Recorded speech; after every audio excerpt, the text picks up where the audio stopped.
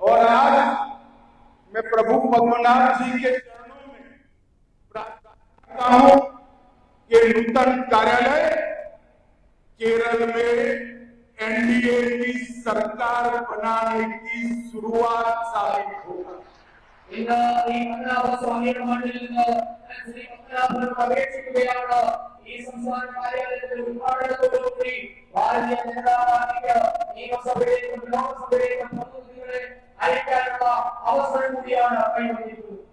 भाइयों बहनों, अन्य दलों के लिए कार्यालय एक काम करने की जगह होती है।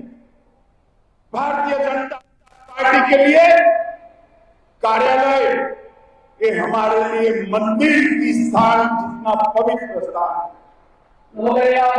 राष्ट्रीय पार्टी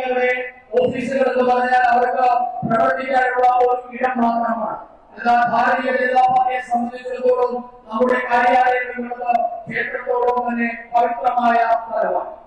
कार्यालय के बगैर विचारधारा कार्यकर्ता तक पहुंचती नहीं है। विचारधारा के बगैर के कार्यकर्ता भारतीय जनता पार्टी में कल्पना ही नहीं कर सकते हैं और कार्यकर्ता बगैर की भारतीय जनता पार्टी इसका कोई अस्तित्व ही नहीं। कार्यालयങ്ങളിലുള്ള നമ്മുടെ ആദർശത്തിന്റെ ഇരിപ്പിടം കൂടിയാണ് ഭാരതീയ ജനതാ പാർട്ടിയെ സംബന്ധിച്ചിടത്തോളം നമ്മുടെ പ്രവർത്തകന്മാരില്ലാതെ പാർട്ടിയില്ല, നമ്മുടെ പാർട്ടിയുടെ എല്ലാ നിലയിലുള്ള പ്രവർത്തകർ മാത്രമാണ്। इसलिए हमारे लिए केरल के सचिवालय में मुख्यमंत्री बिठाने से भी ज्यादा महत्वपूर्ण काम है कि हमारा कार्यालय कार्यकर्ताओं के माध्यम से विकसित केरल का एक नींव डालने का कार्यक्रम बने। അതുകൊണ്ട് നമ്മെ സംബന്ധിച്ചിടത്തോളം കേരളത്തിലെ നിയമസഭയിലേക്ക് ജനപ്രതിനിധികളെ അയക്കുന്നതോടൊപ്പം തന്നെ അത് വലിയ കാര്യമാണ്। സംസ്ഥാന കാര്യാലയം കേന്ദ്രമാക്കിക്കൊണ്ട് വികസിത കേരളം സാധ്യമാക്കാനുള്ള പ്രവർത്തനങ്ങൾക്ക് ആസൂത്രണം ചെയ്യുക എന്നത്। भाइयों बहनों, महान नेता और हमारे प्रधानमंत्री श्री नरेंद्र मोदी जी ने विकसित भारत की संकल्पना देश के 140 करोड़ लोगों के सामने रखी। നമ്മുടെ ബഹുമാനപ്പെട്ട ആദരണീയനായ പ്രധാനമന്ത്രി വികസിത ഭാരതം എന്ന സങ്കല്പമാണ് രാജ്യത്തെ 145 കോടി ജനങ്ങളുടെ മുമ്പാകെ അവതരിപ്പിച്ചത്। और मैं केरल के भाइयों बहनों को बताने आया हूं, विकसित भारत का रास्ता विकसित केरल से होकर ही जाता है। കേരളത്തിലെ സഹോദരന്മാരെല്ലാം പറയാൻ ആഗ്രഹിക്കുന്നു, വികസിത ഭാരതം എന്നുള്ളത് വികസിത കേരളത്തിൽ കൂടിയാണ് സാധ്യമാകാൻ പോകുന്നത്। दक्षिण के शक्तिशाली राज्यों के विकास के बगैर विकसित भारत संभव ही नहीं। ദക്ഷിണ ഭാരതത്തിലെ സംസ്ഥാനങ്ങൾ വികസിക്കാതെ വികസിത ഭാരതം സാധ്യമാകാൻ പോകുന്നില്ല। और महान केरल राज्य जो अनेक संस्कृतियों का मिल मिलाप कर आगे बढ़ने वाला राज्य है, विकसित केरल आज से भारतीय जनता पार्टी का मूल उद्देश्य बनने वाला है। ഈ വിവിധ സംസ്കാരങ്ങളുടെ വിവിധ ആശയധാരകളുടെ കേന്ദ്രമായ കേരളത്തിൽ വികസിത കേരളം എന്ന ഭാരതീയ ജനതാ പാർട്ടിയുടെ ആശയമാണ് കേരളത്തിലെ വികസനത്തിന് അടിസ്ഥാനമാകാൻ പോകുന്നത്। भाइयों बहनों, जिस आधार पर विकसित केरल की कल्पना हम करते हैं, उसके मूल में मोदी जी के 3 सिद्धांत। पहला, करप्शन बगैर का गवर्नेंस।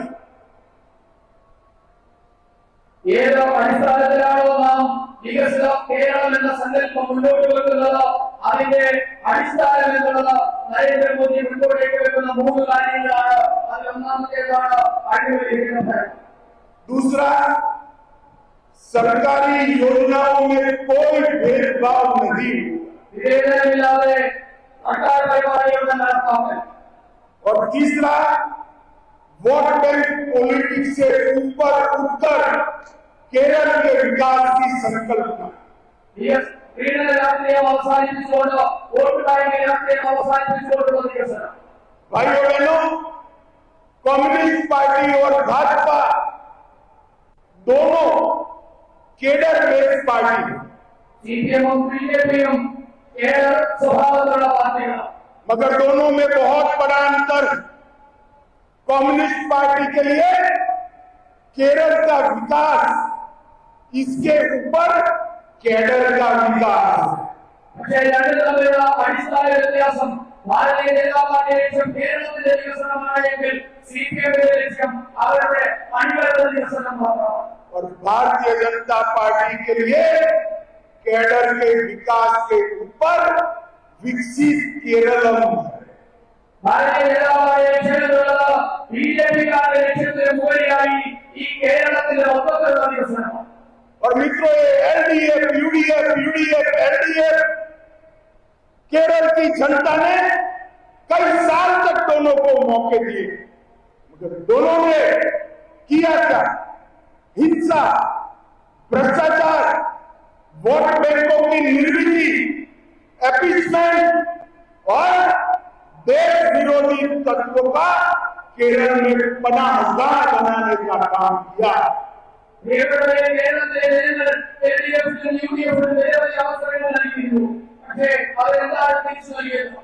അക്രമവും അഴിമതിയും പീഡനവും വോട്ട് ബാങ്ക് രാഷ്ട്രീയവും എന്നതിനും അപ്പുറത്തേക്ക് ഈ കേരളത്തെ ദേശവിരുദ്ധ നരേറ്റീവുകളുടെ ദേശവിരുദ്ധന്മാരുടെ താവളമാക്കി കൂടി അവർ മാറ്റിയിരുന്നു. मित्रों, जब पीएफआई की गतिविधि इतनी बढ़ी, मोदी जी ने पीएफआई पर प्रतिबंध डाला। मैं आज पूछना चाहता हूं, जिस धाराओं के तहत मोदी जी ने पीएफआई पर प्रतिबंध दिया, वो सारी धाराएं केरल सरकार के पास की सारी शक्तियां थी। क्यों केरल की लेफ्ट सरकार ने पीएफआई को प्रतिबंधित नहीं किया? और पीएफआई बढ़ता बढ़ता बढ़ता भारत के अन्य हिस्सों में जब गया, तब मोदी जी ने पीएफआई को बैन कर सारे राष्ट्र विरोधी लोगों को जेल की सलाखों के पीछे कर ഈ കേരളത്തിൽ തരിച്ചുകൊള്ളുന്ന മതതീവ്രവാദ രാഷ്ട്രീയം, കോൺഗ്രസിന്റെ നേതൃത്വത്തിലുള്ള മതതീവ്രവാദ രാഷ്ട്രീയത്തെ തടയുന്നത് നരേന്ദ്രമോദി സർക്കാരാണ്. ചോദിക്കാൻ ആഗ്രഹിക്കുന്നു, പിഎഫ്ഐക്കെതിരെ എന്ത് നടപടിയാണ് ഈ കേരളം ഭരിക്കുന്ന ഇടതുപക്ഷ സർക്കാർ എടുത്തതെന്ന് അറിയാൻ ആഗ്രഹിക്കുന്നുണ്ട്. പിഎഫ്ഐയെ മോദി സർക്കാർ നിയോഗിച്ച ശേഷവും കേരളത്തിൽ അവരുടെ പ്രവർത്തനം സജീവമാണ്. പക്ഷേ കേരളത്തിൽ അകത്ത് പുറത്തുള്ള മുഴുവൻ മതതീവ്രവാദികളെയും ജയിലിനകത്ത് പിടിച്ചിടാൻ, ജയിലിടാൻ സാധിച്ചത് നരേന്ദ്രമോദിക്ക് മാത്രമാണ്. भाइयों बहनों, आज मैं केरल की जनता को कहने आया हूं, आप परिवर्तन चाहते हैं तो एलडीएफ को निकालने के लिए यूडीएफ को वोट देते हैं और यूडीएफ को निकालने के लिए एलडीएफ को वोट, मगर दोनों परिवर्तन नहीं कर सकते। अब समय आ गया है कि परिवर्तन करने के लिए, विकसित केरल बनाने के लिए सीधा भारतीय जनता पार्टी और एनडीए के लिए वोट करिए।